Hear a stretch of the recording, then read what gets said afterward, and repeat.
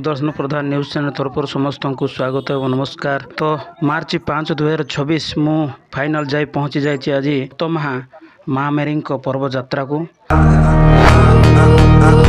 भाई देखिली प्रबल धूली होता धूली होगा जो मु मास्क पिंधि तो आसतु देखा को प्रकार भाव जो प्रथमा माँ मेरी यात्राटी अनुष्ठित होची से स्थान रे केते जनसंख्या गहली रही एवं कौन कौन सबू से स्थान रे रही अछि आसतु आमे बुली देखा आउ देखिपुंट आगू गला मु देखिली बहु संख्यार यही स्थान में जनसाधारण माने बहु संख्यार गहली रही माँ मेरी को दर्शन करने निमंते यही स्थान को आसी सहित यही स्थान में विभिन्न प्रकार दुकान यही स्थान में रही अच्छी आपण मानक से दुकान देखेबी को प्रकार भाव दुकान जाक स्थान स्थायी बेपारी मैंने स्थान में एकत्रित होती विभिन्न प्रकार दुकान अच्छी एमती रही अच्छी दुकान जाक एवं जनसंख्या केमती गहली रही आसतु आम बुली देखा तो मु 2 नंबर गेट को मु पहुँची जाइए बर्तमान देखु यहाँ हूँ 2 नंबर गेट मु गेट को एंट्री कर कलापर मु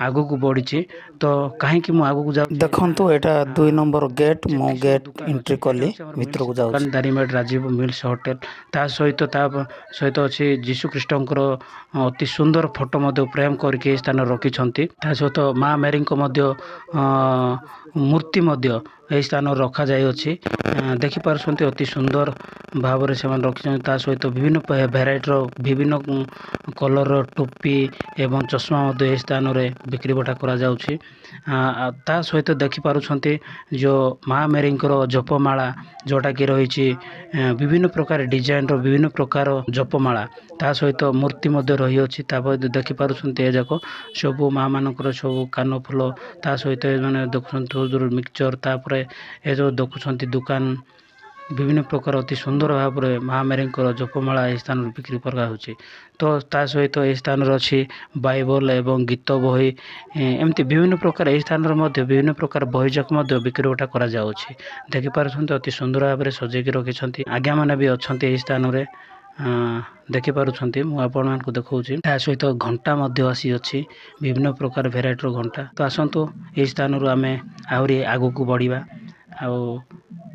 तो जो स्थान रे माँ मेरी जो यज्ञटी होता से स्थान को आम जा सब केमती सिस्टम रही है केमती रही तार आकर्षण भ्यूटी आम देखा तो मो स्थान आगू को जाऊँगी आगू गलापर मो जो स्थान रे यज्ञ कराई से स्थान मुझे देखाला मु पुणी आगू को जी जो स्थान रे कि चांचड़ाटी रही अच्छी जो बड़ पत्थर रही अच्छी एवं जो स्थान रे पानी बाहर से स्थान को बर्तमान जाऊँगी देखिपुंट यहाँ हूँ आमर 3 नंबर गेट बा ए गेट एंट्री कलापर आमर चांचड़ाटी रही पूर्वर कैथोलिक चर्च रही से सामने ता सहित एपट देखिपुंट मुझे कहूला आपण अति सुंदर भाव में पीवा पानी सुविधा रही अति बड़ पेंडाल बा टेंट भिड़ी बहुत बड़ टेंट भिड़ाई यही स्थान में माँ मेरी यज्ञ होता देखिपुंट तो यहाँ देखुं जो कैथोलिक चर्च रही अच्छी पाखे चांचड़ा उपरक जावाई अति सुंदर गेट भी बनई तो मुझे गेट एंट्री कली बापर देखिली जीशु ख्रीष्टर फोटो बैनर करके से स्थान अति सुंदर भाव में फ्रेम करके साइड रखाई आपको देखेबी आसतु आगू जावा आगू सब केमती रही आम देखा जो माँ मेरी मुख्य यज्ञटी रही से जो मुख्य भाव में उपस्थित थिले जो 2 जन फादर देखिपुंट एने होती आमर मुख्य फादर माने ता सहित जीशु ख्रीष्टर फोटो स्थान रखाई माँ मेरी फोटो रखाई अति सुंदर भाव में देखुं ए माँ को आपण मैंने देखुं दर्शन देते माँ मेरी फोटो तापर लेफ्ट साइड अच्छी अति सुंदर भाव में माँ मेरी मूर्ति पत्थर उपरे स्थापन करा जाए अति सुंदर देखा जाउछि आपण से फोटोटी देखा चाहूँ देखु अति सुंदर लगुच फोटोटी देखु लाइट सहित अति सुंदर भाव में करा जाइए ए माँ को दर्शन देते माँ को नाम है आग्नेस नायक ग्राम परतमा 1995 मार्च 5 तारिख दर्शन देते जीशु ख्रीष्ट ସେହି ଦିନ ଠାରୁ ସ୍ଥାପିତ ହୋଇଛି ମା ମେରୀଙ୍କ ପର୍ବଯାତ୍ରା। ଦେଖିପାରୁଛନ୍ତି ଏ ମାଆଙ୍କୁ ଦର୍ଶନ ଦେଇଥିଲେ ଯୀଶୁଖ୍ରୀଷ୍ଟ ଏହି ଚାଞ୍ଚଡ଼ାରେ ମାର୍ଚ୍ଚ 5ରେ। ଏ ମାଆଙ୍କୁ ନେଇକି ଆଜି ଏଡ଼େ ବଡ଼ ପର୍ବଟି ପାଳନ କରାଯାଉଛି ବର୍ତ୍ତମାନ ଯାତ୍ରାରେ। ଦେଖିପାରୁଛନ୍ତି ମାଆଙ୍କର ଫଟୋ। ବର୍ତ୍ତମାନ ସେ ଈଶ୍ୱରଙ୍କୁ ନିକଟକୁ ଚାଲି ଯାଇଥିଲେ ମଧ୍ୟ ତାଙ୍କର ସ୍ମୃତି ଅନୁସାରେ ଏହି ସ୍ଥାନ ରଖାଯାଉଛି। ଦେଖନ୍ତୁ ଏ ମାଆଙ୍କୁ ଈଶ୍ୱର ଦର୍ଶନ ଦେଇଥିଲେ 1995 ସାଲ ମାର୍ଚ୍ଚ 5 ତାରିଖରେ। ତ ଆସନ୍ତୁ ଆହୁରି ଆଗକୁ ବଢ଼ିବା। ଆଉ କେଉଁ ସ୍ଥାନରେ ପାଣି ବାହାରୁଥିଲା ମୁଁ ଆପଣମାନଙ୍କୁ ଦେଖେଇବି। ଦେଖନ୍ତୁ ଏ ଯେଉଁ କୁଣ୍ଡଟି ରହିଅଛି ଇଟା ସାହାଯ୍ୟରେ ସେ ରାଉଣ୍ଡ କରିକି ସେମାନେ ଅତି ସୁରକ୍ଷିତ ଭାବରେ ସେମାନେ ଇଟା ସାହାଯ୍ୟ କରିଛନ୍ତି। ଏହି ସ୍ଥାନରେ ପାଣି ବାହାରୁଥିଲା ଆଉ ସେ ଯେଉଁ ଜାଗା ଥିଲା ସେ ଜାଗାରେ ଇଟା ସହିତ ସେମାନେ ଅତି ସୁନ୍ଦର ଭାବରେ ସୁରକ୍ଷିତ ଭାବରେ ସେମାନେ ରଖିଛନ୍ତି। ମୁଁ ଆପଣଙ୍କୁ ଦେଖେଇବି କେମିତି ରହିଛି ସେ ପାଣି ବାହାରିବା ଜାଗା ବା ଗାଡ଼ା। ମୁଁ ଆପଣଙ୍କୁ ଦେଖନ୍ତୁ ଏମିତି ଗଡ଼ା ରହିଛି। ଏହି ସ୍ଥାନରେ ପାଣି ବାହାରୁଥିଲା। ଦେଖିପାରୁଥିବେ ଏମିତି ସିଷ୍ଟମ୍ କରାଯାଇଛି, ସୁରକ୍ଷା ଭାବରେ ରଖାଯାଇଅଛି।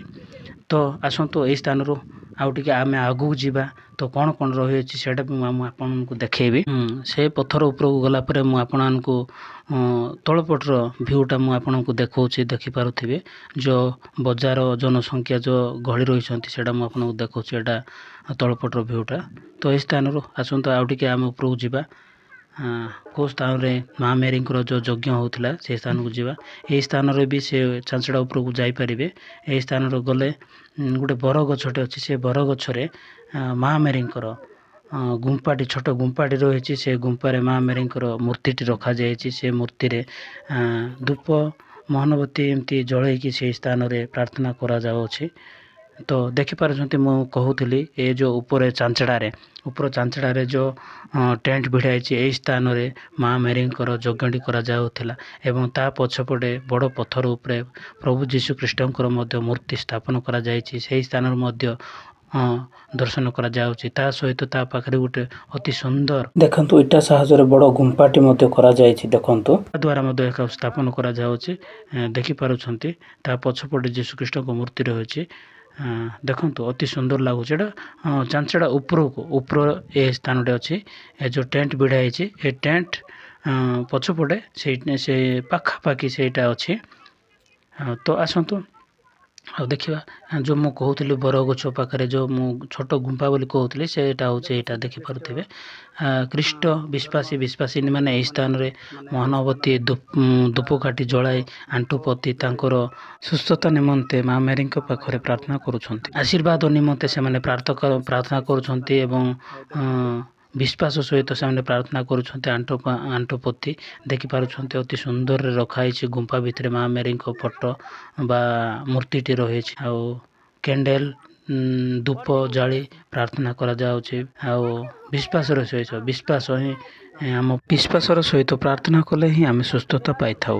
ତ ଫାଇନାଲ ମୋର ଏହି ସ୍ଥାନରେ ବୁଲାବୁଲି ସରିଲା। ଏହି ସ୍ଥାନରୁ ମୁଁ ଯିବା ପାଇଁ ବାହାରିଲି। ଆଉ ଦେଖନ୍ତୁ ମୁଁ ଆଜ୍ଞା ଏହି ସ୍ଥାନରୁ ବିଦାୟ ନେବା ପୂର୍ବରୁ ଯଦି ମୋ ଚ୍ୟାନେଲ ନୂଆ ଅଛନ୍ତି ତାହେଲେ ମୋ ଚ୍ୟାନେଲକୁ ଫଲୋ କରନ୍ତୁ। ମିଷ୍ଟର ସୁଦର୍ଶନ ପ୍ରଧାନ ୟୁଟ୍ୟୁବ୍ ଚ୍ୟାନେଲ ନ୍ୟୁଜ୍ ଲାଇକ୍ କରନ୍ତୁ, ସବସ୍କ୍ରାଇବ୍ କରନ୍ତୁ, ପାଖରେ ଆସୁଥିବା ଅଲ୍ ବେଲ୍ ଆଇକନ୍ ବଟନ୍ ଦବାନ୍ତୁ।